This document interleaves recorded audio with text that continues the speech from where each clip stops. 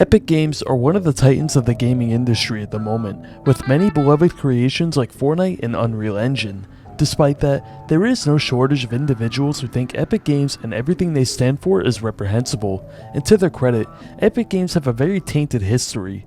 From hampering the growth of community esports, to ruining their own games and employees' lives for the sake of furthering their own goals, to even potential China-style authoritarian influence, this is everything wrong with Epic Games. To start, let's look at Epic Games' policy on exclusives. Epic Games are notorious for buying the exclusivity rights of certain games in order to host them on their own platform. This means that if you want to play any of these games, you are forced to go through the Epic Games launcher. Now, to some individuals out there, particularly those who come from console gaming or are currently console gamers, this may seem insignificant. So to understand why this is a bad thing, you need to understand the context of the PC market. You see, game exclusives are one of the few ways consoles compete with each other, and most that are ingrained in the world of gaming despise it. Now, to be fair, the trend has waved in recent years as game developers have found it more profitable to just release to as many platforms as possible, but even then, a lot of Xbox and PlayStation games take a few months at the very least to be made available on other platforms. And don't even get started with Nintendo. Their entire platform is built on exclusive games, which is what allows them to get away with making such low quality, low spec consoles. And this is very similar to the situation Epic Games has manufactured by starting the trend of game exclusives on the PC market. For the longest time, the PC games industry has refrained from this practice, with launchers competing with each other via their features and prices as opposed to games. But this move towards platform exclusives by Epic Games goes directly against all preceding practice in the PC market, and surprise surprise, just like Nintendo, the Epic Games launcher is very lacking compared to the other premier launchers on the PC market. According to this chart, the Epic Games Store is very much lacking when it comes to features that other PC markets have. Forcing people to use your clearly inferior platform just to play a game that they like is reprehensible behavior. Rather than build a feature-rich platform that makes both the consumer and manufacturer side desirable, Epic Games is instead opting to use loss leader tactics in order to expedite short-term growth, in hopes that the insane revenue generated from their cash cows can fund it long enough to see a return on investment. Now, in fairness, this chart was uploaded in January of 2019, so some of the information on it could be outdated. But some of the most important features on this list, such as game reviews and user forums, are optional for game developers, which most don't enable. According to Epic Games CEO Tim Sweeney, this is done in order to counteract practices that make review systems quote-unquote inaccurate, such as review bombing. But there is a reason the review system exists, so consumers can make their criticisms of a product heard and hold the manufacturer accountable for any of their mistakes. And this gets into the second issue with Epic Games, which is potential China influence. Now, before going into this, most of this is purely speculative and circumstantial, so take it with a grain of salt, but it is notable that 40% of Epic Games and 48% of their shares are owned by Tencent, the Chinese gaming giant that is infamous in the Western world for their shady practices.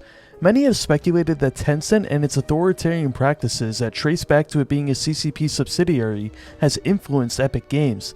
The review system is completely optional and there are no forums, so there is no way for consumers to express their frustration with the product within the launcher itself. To stress how important a review system is for consumers to have, take a look at Overwatch 2. For the longest time, Overwatch was exclusively hosted on the Battle.net launcher, as Overwatch was a game produced by Activision. But once the game was made available on Steam, the consumers were finally able to make their voices heard. The game immediately became the worst reviewed game overnight, which made news headlines in no time. The media attention put the frustrations and concerns of the consumers front and center, and Blizzard could no longer just turn a blind eye to it. Since its debut on Steam, Overwatch has noticeably improved somewhat, and the developers seem to be a lot more receptive to feedback now. As for Epic Games, while there is really no direct proof that the Chinese government or Tencent have any influence or shady connections with Epic Games, the speculation is not unreasonable. But what is unreasonable is that 99% of my viewers are not subscribed, so subscribe to change that. No pressure though. So as discussed, there are many things wrong with the Epic Games launcher itself, but what about the individual games? When one thinks of Epic Games, they of course think of Fortnite, the gaming sensation that swept the world in early 2018 and to this day is still making waves in the mainstream, but it hasn't always been a smooth ride. Epic has treated their player base very poorly at times, and this is seen most egregiously with Fortnite Competitive. It seems that outside of dumping loads of cash into the competitive scene, Epic Games has little care for it otherwise. Ironically enough, all the way back in 2017, former Chief Creative Officer for Fortnite, Donald Mustard, was quoted saying this: "We're not going to be the people that are like, this is an esport. If it becomes an esport, we will support it. Like, we will make the game be the game that players want it to be." Yeah.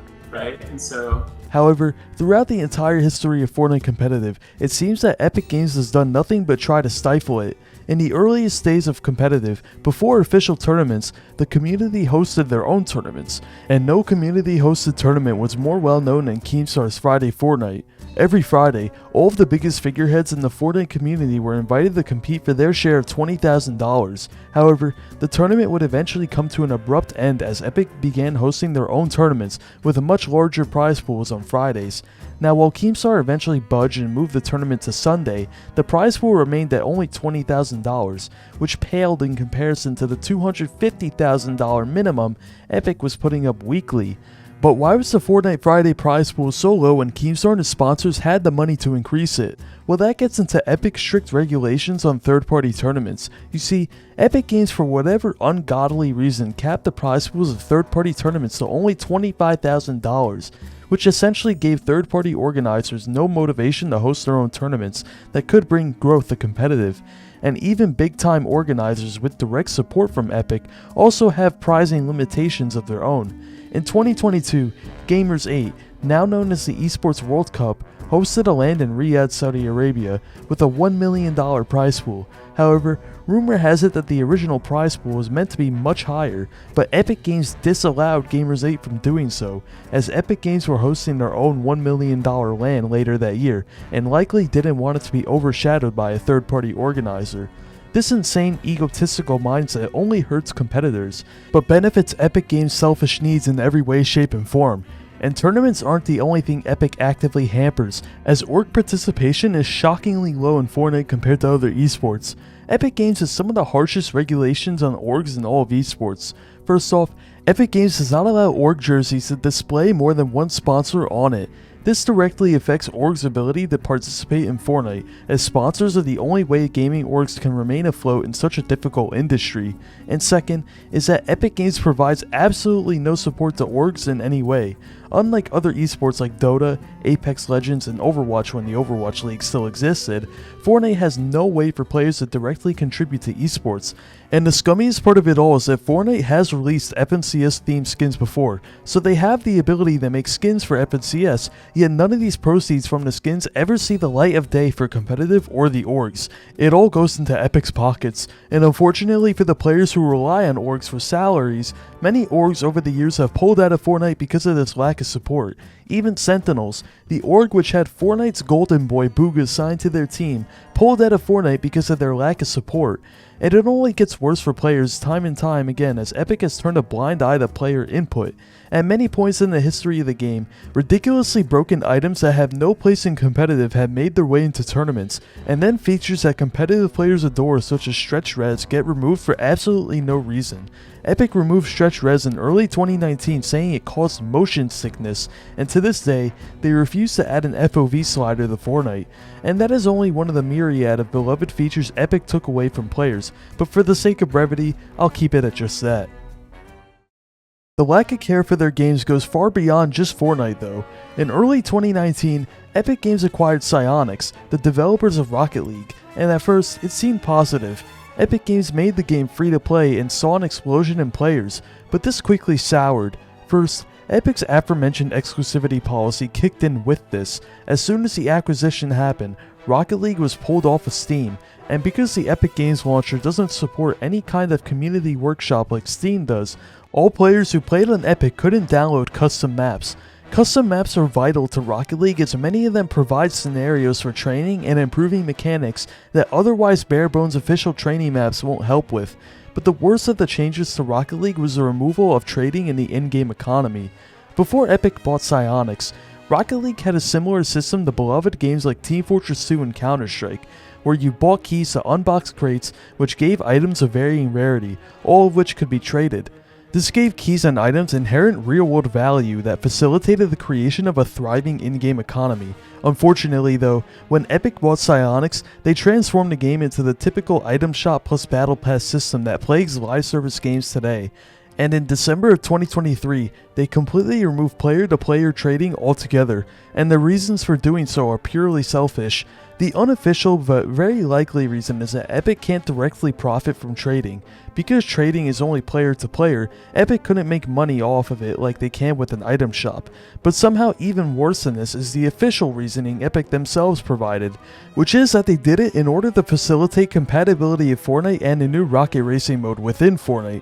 Epic Games literally killed one of the key aspects of Rocket League just to further their own vision of the metaverse, and by doing this, it is clear that Epic just doesn't care for the games they make. For Epic, the games they make are simply a vector to allow them to fulfill their wildest dreams, and Rocket League wasn't the only game to struggle with this, as this happened many times with Fortnite. In August of 2020, Epic sued Apple and Google in order to fight what they thought of as an App Store monopoly. And while the intentions were noble, there is no denying that Epic used their player base as pawns to give ground to the lawsuit. By suing Apple and Google, Fortnite Mobile was made practically impossible to play, meaning that millions of people, and especially kids worldwide who enjoyed Fortnite on mobile, now couldn't play. All of that money they sank into skins, now gone because Epic used them as leverage for their lawsuit. To Epic, if fulfilling their dystopian metaverse dreams comes at the cost of their games, then so be it. Or in some cases, it even comes at the cost of your own employees. It is really telling where Epic's priorities are when Tim Sweeney brags about having loads of cash to fight Apple with, when just 16 months prior, Epic Games laid off over 800 employees without warning, which for some, nearly ruined their lives. Now to be fair, Epic Games isn't all bad. When they put in the effort to listen to players and apply themselves, they do great things. But monopolistic practices, stifling grassroots player movements, and just generally disregarding the concerns of their users are just some of the factors taking Epic Games in the direction of the worst. So hopefully they turn around, but nobody can be sure that will happen anytime soon. If you enjoyed this video, then check out my second channel linked below, or the other videos on your screen now.